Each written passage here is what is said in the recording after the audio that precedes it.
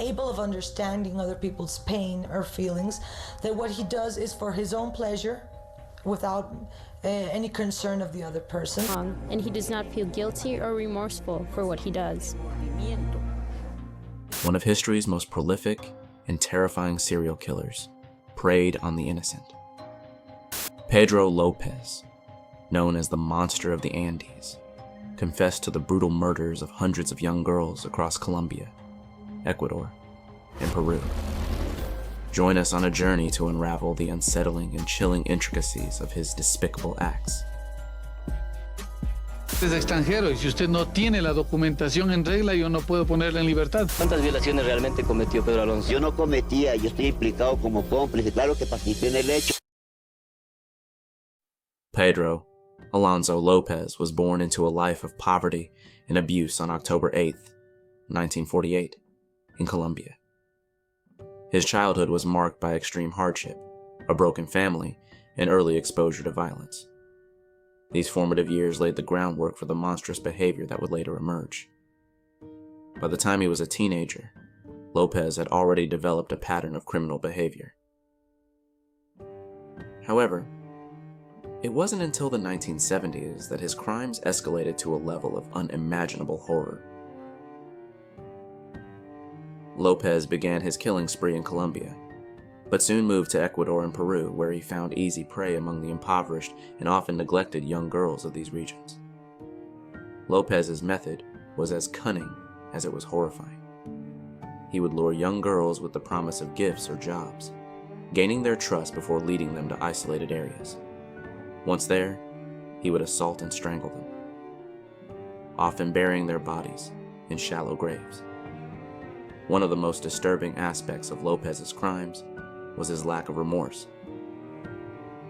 During his confession, he calmly detailed how he preferred to kill during daylight hours, and saying it was easier to see his victims' faces in the light.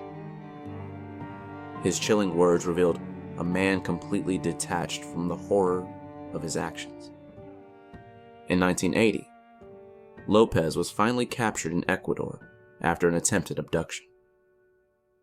During his imprisonment, he confessed to the murders of over 300 young girls, a claim that shocked the world. Police were initially skeptical, but the discovery of several mass graves confirmed the horrifying truth. López's description of his crimes was nothing short of nightmarish. He spoke of how he would watch his victims struggle and then lay them out in a row, treating the lifeless bodies as trophies. This macabre ritual highlighted the depth of his depravity.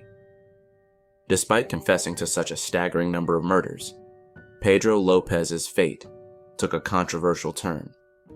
In 1983, he was convicted of 110 murders in Ecuador and sentenced to the maximum penalty of 16 years. This lenient sentence outraged many, but it was compounded by his early release for good behavior in 1994. After his release, López was deported to Colombia, where he was briefly imprisoned again before being declared insane and sent to a psychiatric hospital.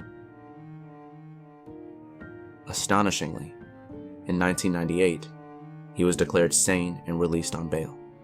Since then, his whereabouts remain unknown, leaving an unsettling question. Is the monster of the Andes still out there? Pedro López's story is a grim reminder of the depths of human evil and the challenges in dealing with such extreme criminal behavior. His life and crimes continue to haunt the memories of those affected and remain a dark chapter in the history of crime. Thank you for watching. If you found this video informative, please like, share, and subscribe. Let us know your thoughts in the comments below, and suggest any other cases you'd like us to cover. Stay safe and stay vigilant.